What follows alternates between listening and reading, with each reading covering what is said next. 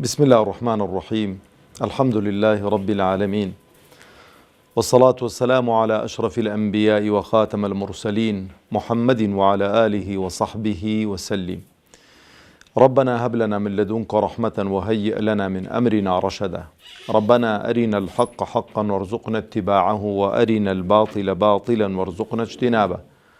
ربنا اغفر لنا ذنوبنا وإسرافنا في أمرنا وثبت أقدامنا وانصرنا على القوم الكافرين آمين.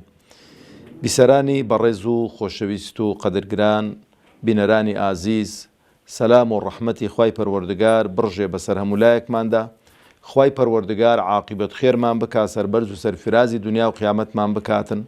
داهاتو مان لرابردو مان باشتر بكا، بمسلماني بمان جيني، بمسلماني بمان مريني، بمسلماني زندي مان بكاتوا. خۆشەویستانم خۆشحاڵم کە لە بەرنامەکەتان بەرنامەی ڕامان بە خزمەتتان دەگەمەوە. خوازیارم خوای پەروەردگار بە گەورەی و عەزەمەتی خۆی ئەو بەرنامەیە بخاتە تەرازووی چاکەکانمان و تەرازووی چاکەکانمانی پێ قوڕسکە ئینشا الله تعالی، و بیکاتەمایی پاکبوونەوەمان لە گوناه و تاوان و کەم و کوڕیەکانمان بە حەول و قووەتی خۆی.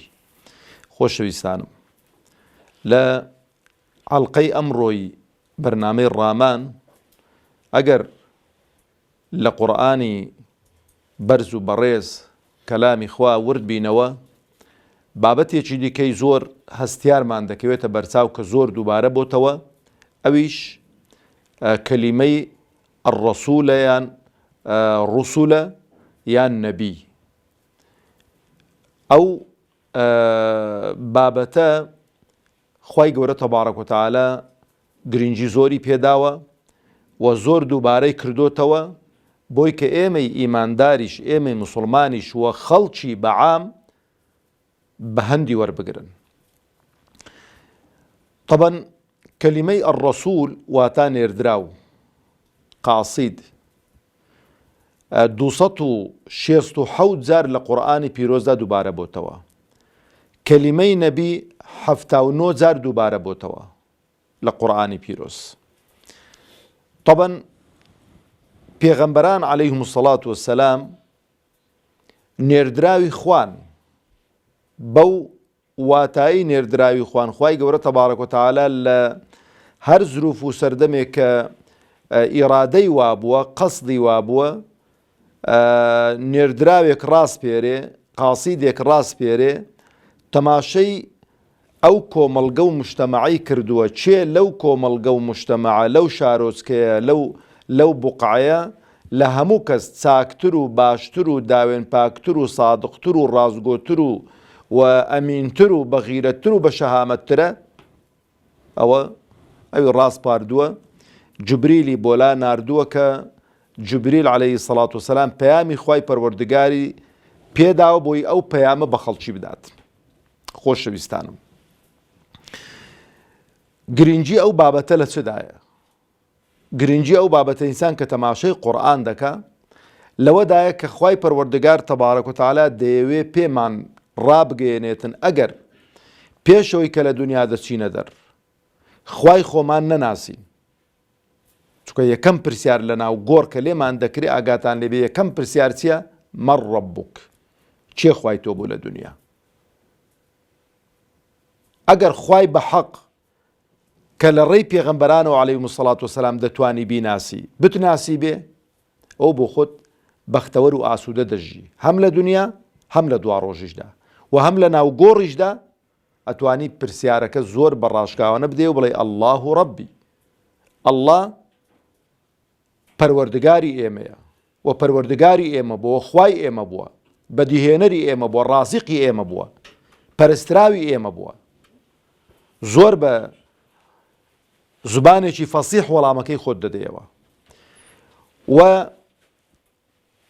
ئاشنابوون بە پێغەمبەران عەلەیهیمو السەڵات وەسسەلام و وردبوونەوە لەو ئاەتانەی کە خوای پەروەردگار باسی ڕەسوول و نەبی دەکاتن بۆ گرینگە، بۆ دەبێ هەڵوەستەی لە خزمەتدا بکەین، بۆی دەبێ لەسەر ئاەتەکان ڕاوەستین. لەبەرەوە بەڕاستی لە ڕێیوانەوە نەبێ نەخوای خۆمان دەناسی، نە ئاشنا دەبووین بەو شتانەی کە خوا پێ خۆشن کە بیکەین.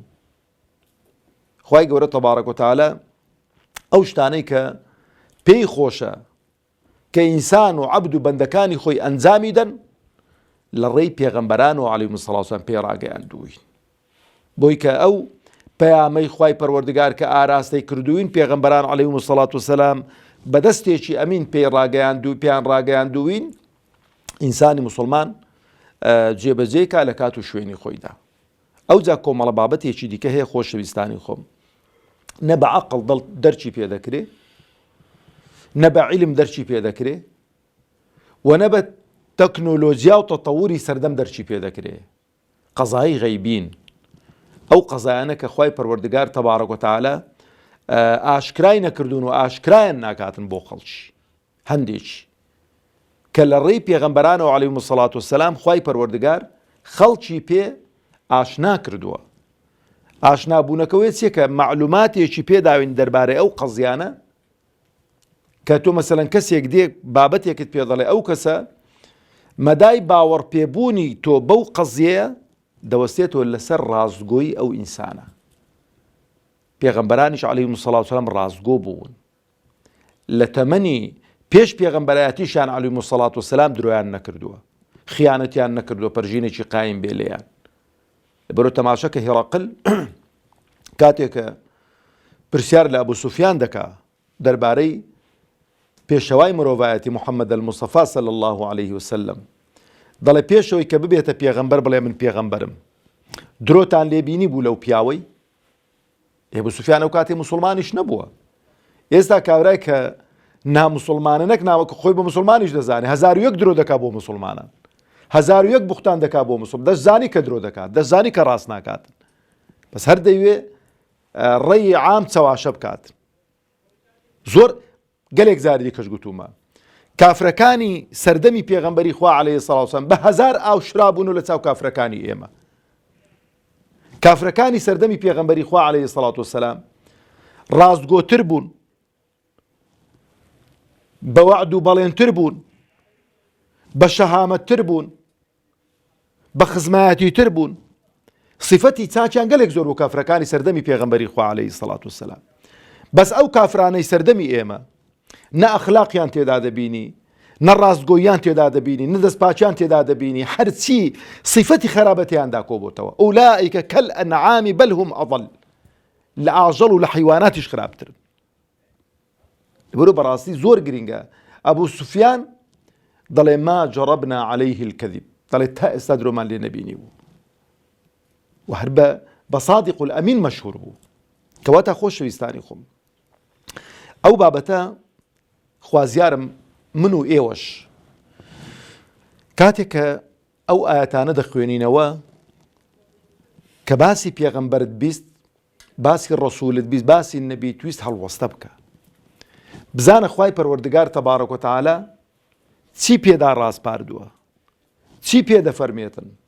لەبەرەوە ئەسڵی پەیامەکە بۆ من و تووە، و ئەسڵی پەیامەکە بۆ بەشەریەتە. لەبەرەوە زۆر گرینگە ئینسان ئاشنای هەبێتن بەو دەستەواژانە لە قورئانی پیرۆز و هەڵوەستەیان لەسەر بکاتن. لەبەرەوە خۆشەویستانی خۆم، ئینسان ئەگەر ئاشنا نەبوو بە پێغەمبەران عەلەیهیمو سەڵاتو وەسەلام، لێتان یەقین بێ خوش ناناسێتن. ئەسڵەن باوەڕی بە دوا ڕۆژیش نابێ، باوەڕی بە قیامەتیش نابێ. برا شیرنەکانی خۆم، وەکو گوتم ملحید و کافرەکانی ئەمڕۆ لە شەیتانیان تێپەڕاندووە، لە شەیتانیان تێپەڕاندووە. شەیتان بە شەیتانەتی خۆی باوەڕی هەبوو کە خوا تاکە و تەنها و شەریکی نییە. ئاگاتان لەوەی هەبێ، شەیتان بە شەیتانەتی خۆی باوەڕی بۆیە کە خوا شەریکی نییە، کە خوای گەورە خاوەندە سەڵات و قودرەت و عەزەمەتە، کە سوێندیش دەخوا. شەیتان ڕێبەخۆ نادا سوێن بە غەیری خوا بخواتن، ناڵێ بە گۆڕی شەهیدان، ناڵێ بە سەری باوکم، ناڵێ بە قەبری نزانم چێ، دەڵێ فەبعیزەتیکە، بە عیزەت و جەلالی تۆ خوایە. شەیتان یەک شتی قێزەون و پیسکەی هەبوو، ڕەخنەی لە چ هەبوو؟ لە ئادەم گرت، بێ ئەمر و فەرمانی خوای کرد. لەبەرۆش کاتێک کە خەڵکی هەڵدەخەڵەتێنیتن شەیتان کە بە قسەی دەکەن، شەیتان چ دەڵێ؟ إني أخاف الله رب العالمين من لخوادة ترسم خواي پروردگار خواي جهانيان كافر ملحدكاني أو روكا كاكاروت الشيطاني با لشيطاني تيبا برينا وبيش ما مصاي خوت مكة وعيبة عيبة بيا وبيش ما مصاي خوي بكويتوا الشيطان لهموش وين كان داني بخواتي خوادانا أو ضلي ولا أخوانيا يا أخي والله الشيطان صشقتي هالدات إن الله قرم ساق شيء ويفير كردوي كان جينا إلى من فير بوي كان جينا من بيم قتوي أو جا خوش بيستاني خم تماشا كان مهامي بيغمبران عليهم الصلاة والسلام كلا خزمت قرآن دا رادمين سير دكين تيدا فكرين كوم الله شيء زور عزايب من بودر دكويت يا كم يان تماشا كان خواي قورة تبارك وتعالى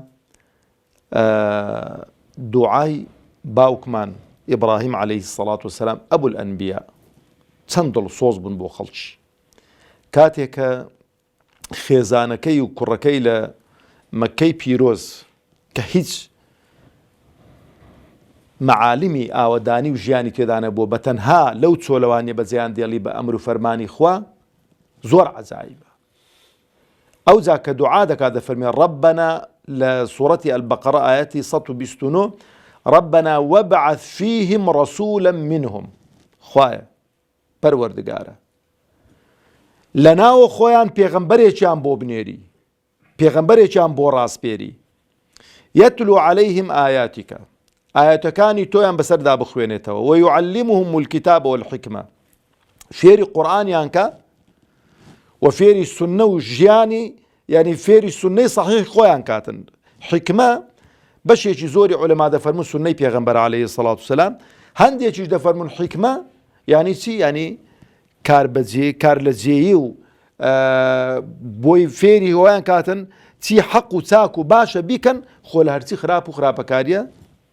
بباريزن او زاد فرميتي ويزكيهم وباتشيان كاتوا إنك أنت العزيز الحكيم كواتا ألو آياتا قور بينوا مهامي بيغمبران سيا أجا لغيري بيغمبران عليهم الصلاة والسلام ناتوانين أو مهامان أما لجياني خومان دا جيبا جيكين يكميان چي آشناي كردوين بو قرآن بيغمبر عليه الصلاة والسلام أو جا أو فرمودا صحيحاني بيغمبري خوا عليه الصلاة والسلام أجر أو بيغمبرنا با أو فرمودانا ما لشوية ودزدكوتن عليه الصلاة والسلام أو جا تسكيي إما ويزكيهم بيغمبري خوا بس تسكي ما عندك هم بقرآن وهم بفرمود الصحيحاني خوي بيمان ضلي رجاكاني باك بونوي نفس ما بيضلي شو نفسي قلاوي خو ما باك كينو أو جا تماشكن هلا سورة البقرة لآية دوسط سواردا خواي پروردگار تبارك وتعالى وكو رديك بو اواني كلاقي ان لسر لاقي داناوا هيچ ناكن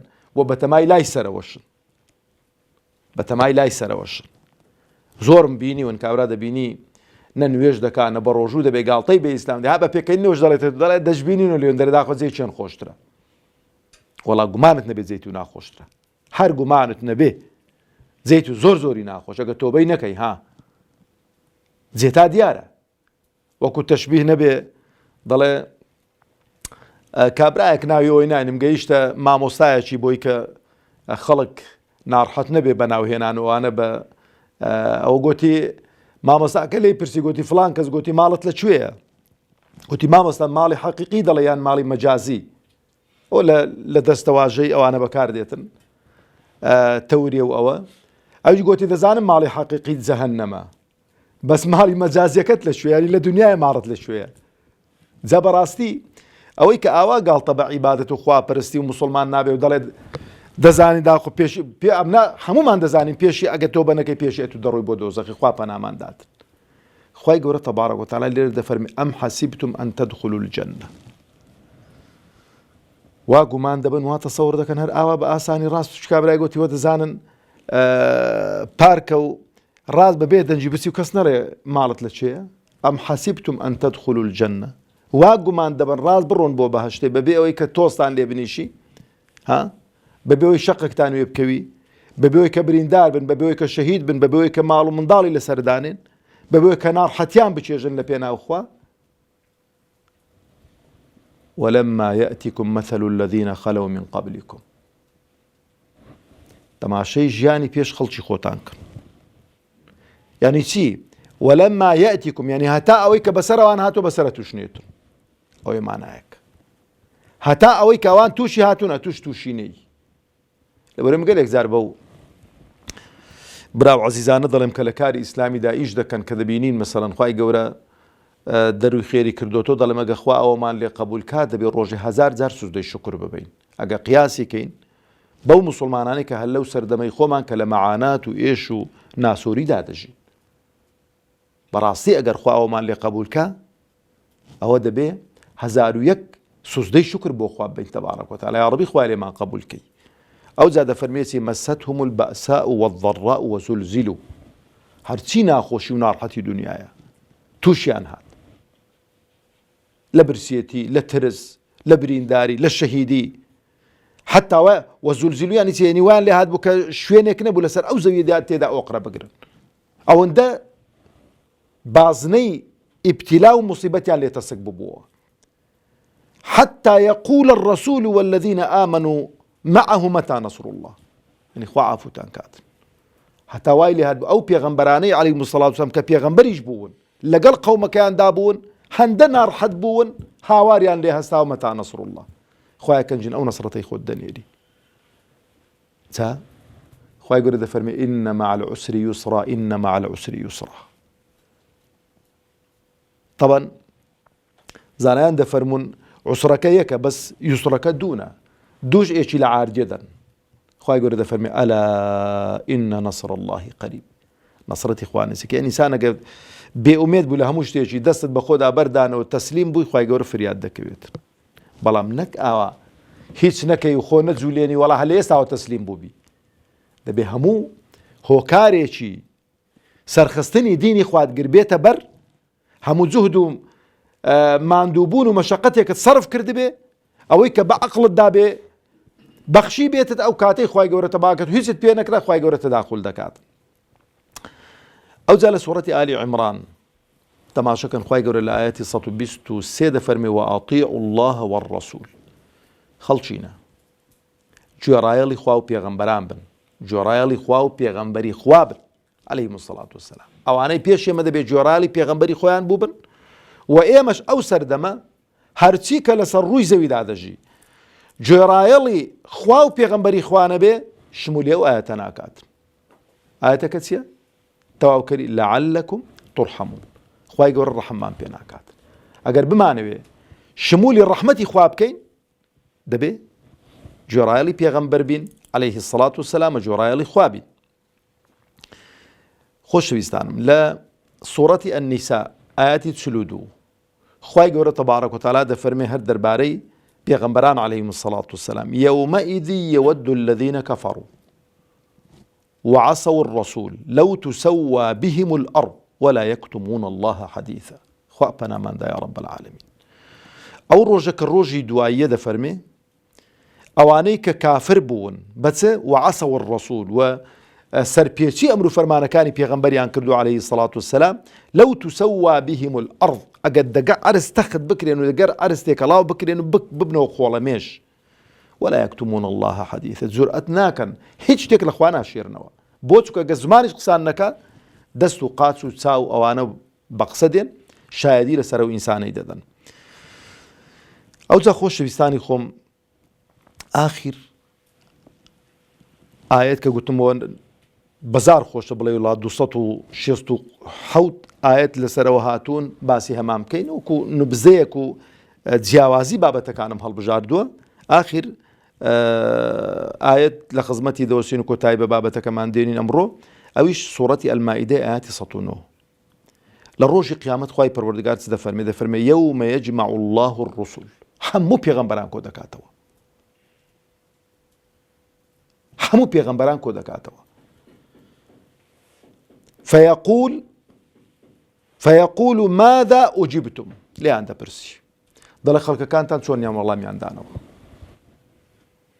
ئەتوم ناردی بۆ قەومەی ئەو قەومە چۆن وەڵامی دان و مووقیفیان چ بوو بەرامبەرتان.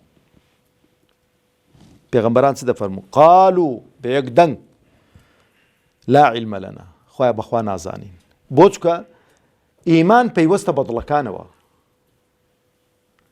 خوایە نازانین بەدڵ تەزدیقی پەیامەکەی ئێمەیان کردویانەنا، نازانین ڕاستگۆ بوون لەگەڵ ئەو پەیامەی یانەنا.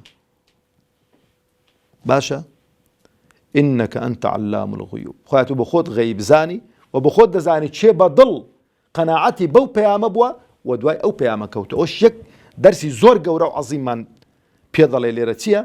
ئەو کەسەی کە بەدڵ باوەڕی بە پەیامی خوا نەبێ، باوەڕی بە پێغەمبەران نەبێ عەلەیهی سەڵات وەسەلام، با بە ظاهیریش خۆی بە موسڵمان حساب بکات، بە موسڵمان لە قەڵەم نادرێتن. والسلام عليكم ورحمة الله وبركاته.